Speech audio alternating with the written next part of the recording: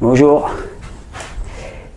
Je ne sais pas si vous vous rendez compte, mais je crois que le trouble le plus commun actuellement, le plus handicapant, le plus méprisé, le plus méconnu, ou en tout cas le plus tu, c'est la douleur psychique, plus encore que la douleur physique. Je me rends compte depuis que je fais ces vidéos, je vois les messages s'orienter de plus en plus dans cette direction, d'autant plus que j'ai parlé finalement en juillet dernier du rôle des intestins, du rôle primordial des intestins.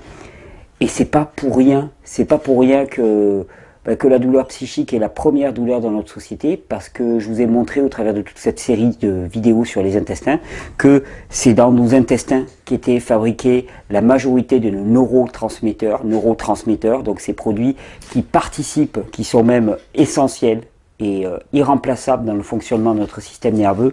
Quand on vous parle de sérotonine, intestin; quand on vous parle de dopamine, intestin. 80% des neurotransmetteurs ne sont pas fabriqués ici, mais sont fabriqués ici.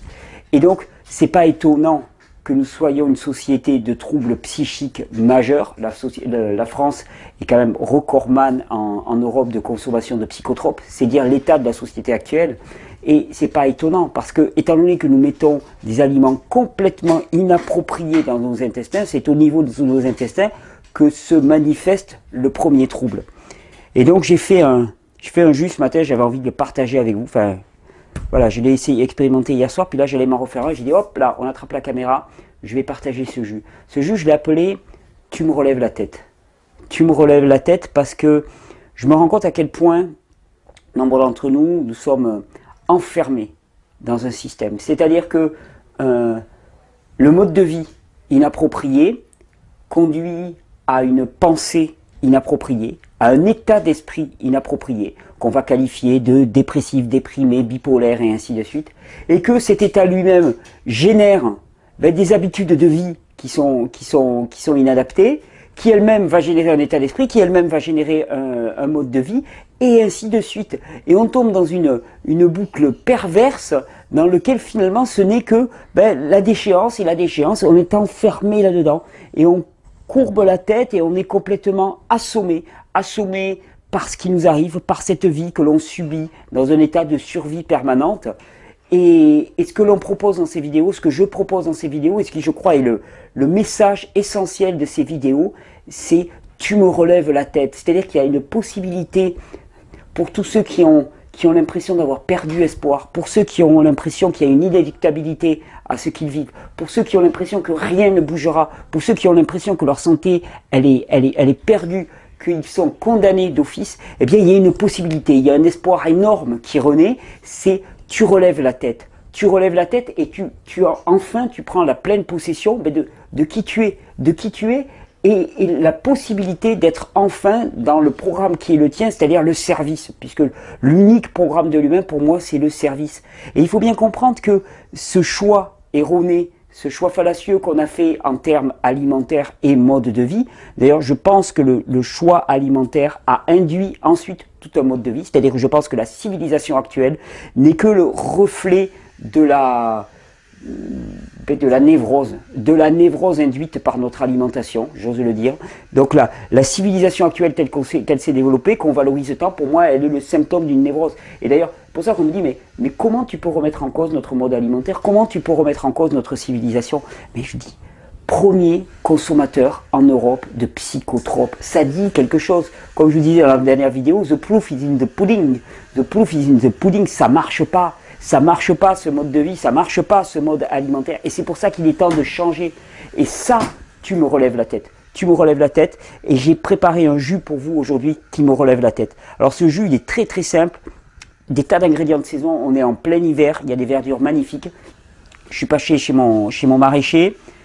4-5 pommes. Allez hop, on en met une cinquième là pour décorer. Et ensuite, de la roquette. Magnifique roquette. Et de la laitue Carole.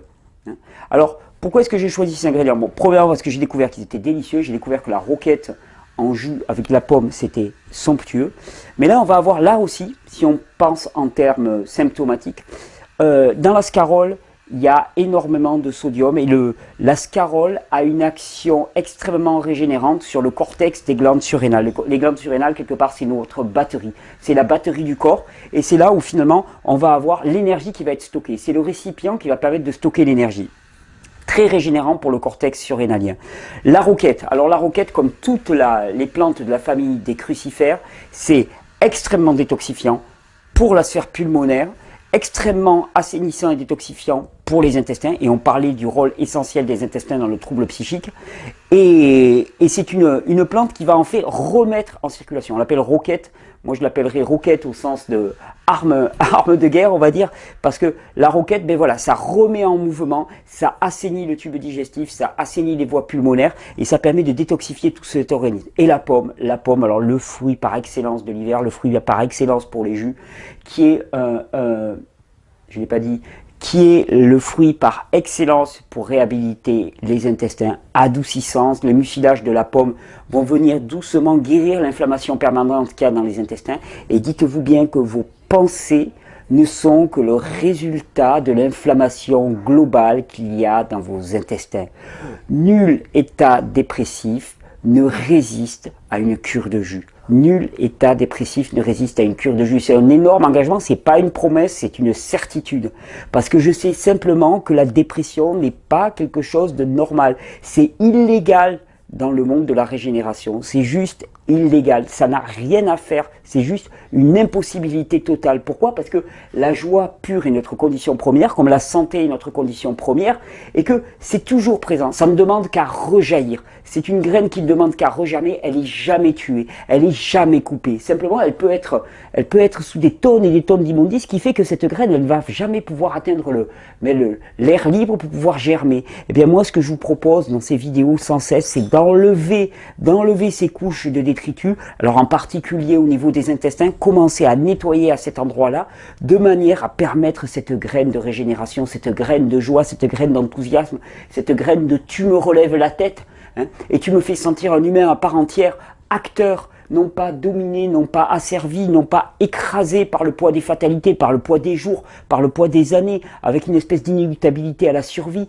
mais tu me fais me relever, tu me fais me reprendre ma vraie stature d'humain, non pas en me prenant pour qui je ne suis pas, je ne me prends pas pour un dieu, mais en me prenant pour un vrai humain à sa place dans le service, et dans ce service qui est vraiment la fonction essentielle de l'humain, de la scarole pour régénérer le cortex surrénalien, de la pomme pour adoucir les intestins, de la roquette pour nettoyer tout ça. Je crois qu'on est parti pour un petit jus. Le jus, tu me relèves la tête. Alors hop, on va découper les pommes. Alors quand on fait des jus comme ça, bon, c'est toujours pareil, on me demande toujours pourquoi les jus, tatati, tatata. Pourquoi les jus? Parce que, particulièrement quand on a les intestins enflammés, et or, je vous dis, vu le nombre de troubles psychiques dans cette société, on peut imaginer que le nombre d'intestins enflammés est colossal. Eh bien, les jus sont la véritable réponse directe à ce problème d'inflammation. D'ailleurs, on aurait pu rajouter du curcuma. Là, j'en ai pas pris avec moi. Je regarde si j'en ai pas un petit bout dans la poche. Toujours un petit bout de curcuma qui traîne. Eh ben non. Ah ben, on va s'en passer. Hop. Donc, quand on fait un jus comme ça, il est bon d'alterner choses molles comme la pomme et puis verdure, parce que pour éviter que ça engorge l'extracteur de jus. Allez, on est parti. Donc, je vous dis, viser les intestins. Chaque fois qu'on a des troubles, alors bon, troubles d'ordre psychique avant tout, mais même troubles indifférenciés, on ne sait pas trop d'où ça marche. Quand on parle d'allergie, hop là j'ai été un peu fort sur ce morceau-là. Quand on vous parle d'allergie, allergie croisée, allergie alimentaire ou allergie non alimentaire, quand on vous parle d'état d'acidose inflammatoire, dites-vous bien que ça vient avant tout des intestins. Pourquoi? Parce que d'où viennent les toxines? Comment est-ce qu'elles peuvent rentrer dans notre corps? Elles peuvent rentrer par la peau, par la respiration et par l'alimentation. Voilà, vous avez les trois portes d'entrée et je me permets de dire par expérience que finalement dans notre société, le facteur alimentaire est primordial, c'est-à-dire que c'est par cette voie-là d'entrée. Et donc quand on parle du facteur alimentaire, il faut bien comprendre que tant que les produits sont dans nos intestins, ils ne sont pas à l'intérieur de nous. Pour qu'ils soient à l'intérieur de nous, j'ai tendance à forcer un petit peu là moi, pour qu'ils soient à l'intérieur de nous, il faut qu'ils passent la barrière intestinale. Et la fameuse barrière intestinale, c'est elle qui doit séparer le pur de l'impur, le bon du mauvais. Et quand elle est enflammée, quand elle est particulièrement agressée, ben c'est là où cette barrière intestinale ne joue plus son jeu. Et donc c'est bien des intestins dont nous sommes tous atteints. Nous sommes tous atteints de lourdes pathologies intestinales. Et tout notre état psychique actuel, ambiant, tous les phénomènes, quand on parle de maladies auto-immunes, je dis mais comment est-ce qu'on a des produits inappropriés dans le corps? Par où est-ce qu'ils sont passés? Ils sont passés soit par la respiration, soit par la peau, soit par les intestins. Et en grande majorité, ils sont passés par les intestins. Si vous voulez, c'est notre muraille. Voilà, vous avez votre muraille, vous voyez un petit peu le Seigneur des Anneaux, là, quand il y a l'assaut final, vous avez votre muraille, là, et puis s'il y a une brèche dans la muraille, eh bien, il y a n'importe quoi qui peut s'engouffrer. Et c'est bien ce qui se passe pour la majorité d'entre nous, c'est-à-dire que les intestins sont particulièrement enflammés. Et qu'est-ce qu'on voit? On voit une société de dépression chronique. On voit même une société dans laquelle finalement le renoncement est devenu un état d'être. C'est-à-dire qu'on a renoncé à jouer un rôle majeur dans cette société. On a renoncé. Et le discours que l'on entend, c'est « ils ont décidé pour nous ». Et alors, les quelques-uns qui ont un petit peu plus, que ce soit au niveau génétique ou que ce soit le patrimoine qu'on leur a donné, qui ont un peu plus finalement de bagages, un peu plus d'énergie que les autres, ils sont montrés comme des exemples et c'est eux qui prennent les commandes. Mais on est tous destinés à gouverner, on est tous destinés à gouverner dans ce royaume. La tâche, elle est partagée entre tous. Il n'y a que des gouverneurs de ce royaume. Le problème, c'est que tant que nous sommes entravés, tant que nous sommes bridés, bridés par cette congestion, parce qu'on s'impose à soi-même, et c'est vraiment la culture. Et c'est là où on voit vraiment que une culture et une société reproduit les conditions de sa propre reproductibilité. C'est-à-dire qu'on nous transmet culturellement les bonnes vieilles habitudes de nos grands-mères au niveau alimentaire, on nous transmet au niveau éducation les bonnes vieilles habitudes et qui vont faire qu'on va devenir nous-mêmes agents de ce système. Il ne faut pas imaginer un changement sociétal qui vienne de la société elle-même. Ça serait délirant. Ça serait comme vouloir voir un système se saborder lui-même. Ce n'est pas possible. Le changement, il doit être individuel. Et le changement individuel, il commence par ça. Il commence par ça, c'est-à-dire apporter de la vraie nourriture, de la nourriture vivante à ce corps et qui va lui permettre enfin de relever la tête. Et une fois qu'il aura relevé la tête, à ce moment-là, de prendre un juiceur et d'aller la porter à son voisin pour lui faire relever la tête à lui aussi. Et puis, de voisin en voisin, de personne en personne, d'individu en individu, c'est toute une société qui va changer, qui va se transformer profondément. C'est pour ça que je crois autant à ce projet de Brigade des Jus. La Brigade des Jus, elle va faire relever la tête. Et elle va voir des miracles, la Brigade des Jus. Et ces brigades de jus que j'ai envie de voir émerger un petit peu partout, ça va être un petit peu le bras actif de tout ce mouvement de fond qui part de la base, qui part de l'individuel, pour réformer globalement notre façon d'être par rapport à la vie. C'est-à-dire sortir de l'enchaînement inéluctable des jours moroses et rentrer dans une joie pure qui est, je vous dis, notre condition normale. C'est-à-dire que c'est pas normal d'être dépressif. C'est pas normal, c'est même illégal. Ce sont des choses sur lesquelles je ne veux même pas avoir à lutter. Je ne veux plus en entendre parler. C'est des choses, je n'ai pas envie de passer du temps et de l'énergie à lutter contre ça. Les jus, particulièrement les jus de légumes, et de ces légumes-là en particulier, alors après on peut faire avec de l'épinard aussi pour les intestins qui est assez fabuleux, les jus vont être la réponse directe pour les intestins particulièrement enflammés, et c'est une arme de réhabilitation massive, c'est un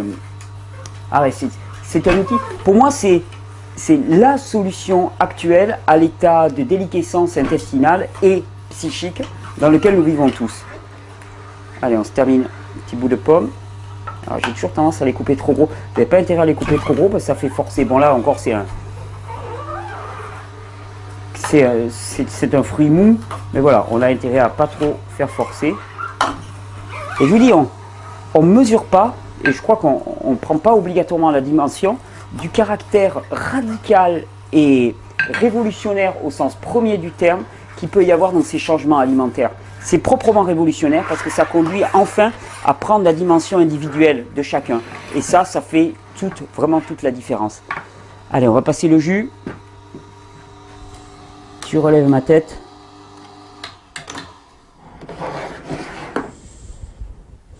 Oh, j'adore la petite crème là qu'il y a par-dessus quand on fait des pommes. Ah, puis ces goûts de roquette là.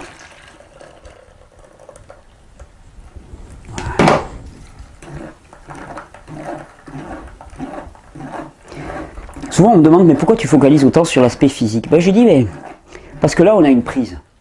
C'est-à-dire qu'on peut faire quelque chose. On n'est pas débordé. Vous savez, quand quelqu'un est en dépression profonde ou traverse des troubles bipolaires, psychiatriques divers, on dit, mais comment on peut agir? Quelle psychothérapie, et ainsi de suite. Là, faire un jus, lui apporter un jus, c'est quelque chose qu'on peut faire directement. C'est-à-dire qu'on a un biais. On a enfin un biais, un moyen d'action, et qui va nous permettre ensuite d'apporter une amélioration. Et après, peut-être qu'il y aura des travaux sur le plan psycho-cognitif. Ok.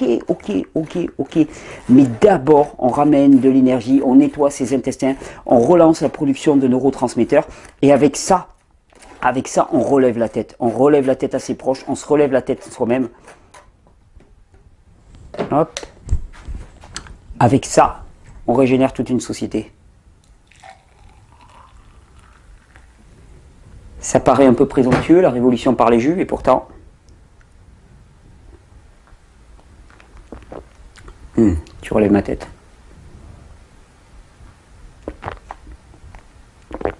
Mon plus grand vœu pour 2014, pour chacun d'entre nous, c'est que chacun puisse relever la tête. Et que chacun puisse voir des têtes se relever. Pour que chacun voit cette énergie de vie qui réémerge dans l'autre, ce qui est pour moi le plus beau cadeau qu'on puisse offrir à quelqu'un, c'est lui offrir vraiment la vie. Tu relèves ma tête.